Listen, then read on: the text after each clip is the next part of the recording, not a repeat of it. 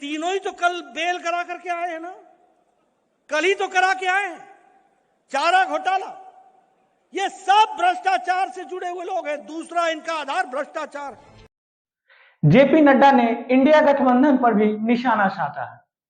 उन्होंने कहा कि इसमें जितनी भी पार्टी है सब परिवारवाद की राजनीति करती है, सब पारिवारिक पार्टी है।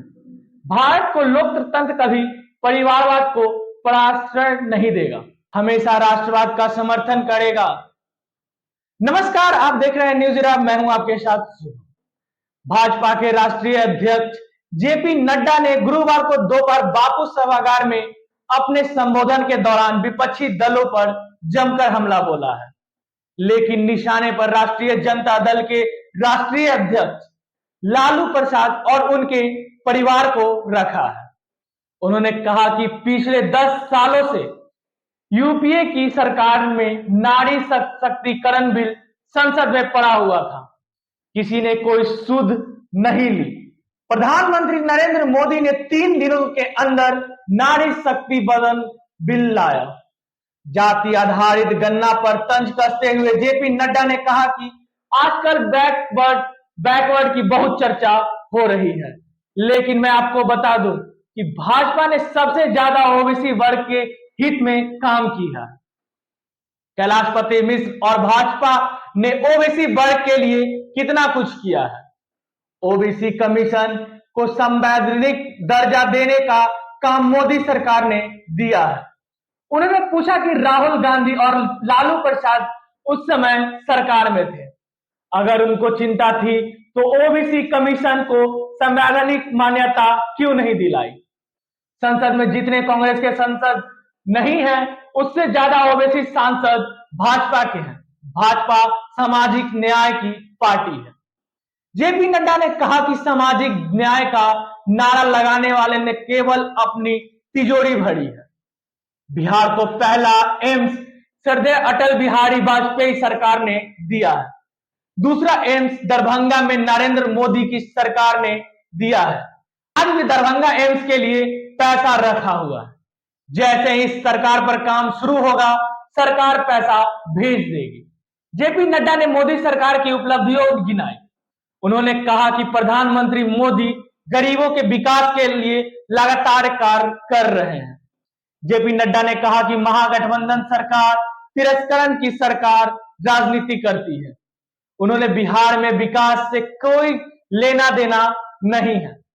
जनता इस बार ऐसी सरकार को उखाड़ फेंकेगी और भाजपा की सरकार लाएगी। लालू और नीतीश जेपी के लिए कदम कुआं के चक्कर लगाते रहते थे।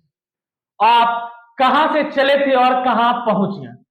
स्वर्गीय जयप्रकाश नारायण कांग्रेस और इंदिरा गांधी सरकार के विरोधी थे।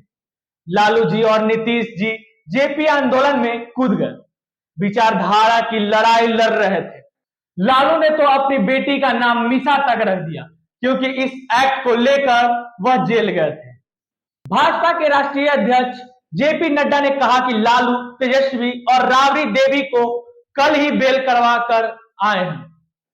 बिहार की सरकार लूट, भ्रष्टाचार और तिरस्करण की में मस्त है। भाई को भी भाई से लड़ाने में मस्त है। अब ऐसी सरकार को गुड बाय कहने का समय आ गया है और भारतीय जनता पार्टी को लाने का समय आ गया है। आम आदमी पार्टी का तो एक और विकेट गिर गया है। संजय सिंह शराब के मामले में जेल गए थे। यह सब भ्रष्टाचार में डूबे हुए लोग हैं। विपक्षी दल में एक एक पार्टी पर भ्रष्टाचार के आरोप हैं। स्वर्गीय कैलाशपति मिश्र को सच्ची श्रद्धांजलि यही होगी कि 2024 में संपूर्ण बिहार में जीत हासिल कर फिर से मोदी सरकार को बनाए और 2025 में राज्य के अंदर भी भाजपा सरकार को लाए।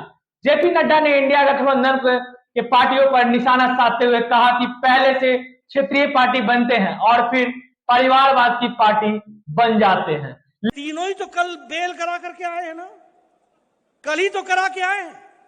चारा घोटाला, ये सब भ्रष्टाचार से जुड़े हुए लोग हैं। दूसरा इनका आधार भ्रष्टाचार।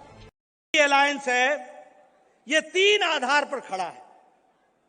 पहला परिवारवाद, दूसरा भ्रष्टाचार और तीसरा तुष्टीकरण। मेरा बिहार से लंबा संबंध रहा है। मैंने बिहार को मुसीबत में देखा है। मैंने बिहार में नेतृत्व को किस तरीके से समझौता करते हुए लोगों के हितों के खिलाफ काम कर देखा है।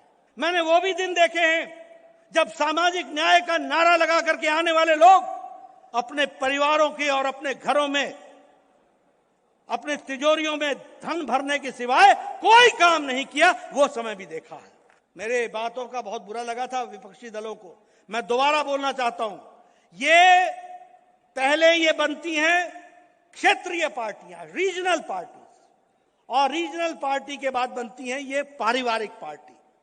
और भारत की प्रजातंत्र परिवारवाद को कभी भी प्रश्रय नहीं देगा, विचारधारा को प्रश्रय देगा। इसलिए परिवारवाद पार्टियों का समाप्त होना निश्चित है, ये आप मान करके चलिए। 92 में जब सुप्रीम कोर्ट ने कहा कि ओबीसी को केंद्रीय सर्विस में नौकरी मिलने रिजर्वेशन होना चाहिए, तब जाकर के रिजर्वेशन 1995-96 में हुआ। और ये लोग आजकल ओबीसी के चैंपियन बने हुए हैं। आप बताइए, ओबीसी कमीशन को संवैधानिक दर्जा देने का काम नरेंद्र मोदी जी की सरकार ने किया कि नहीं किया?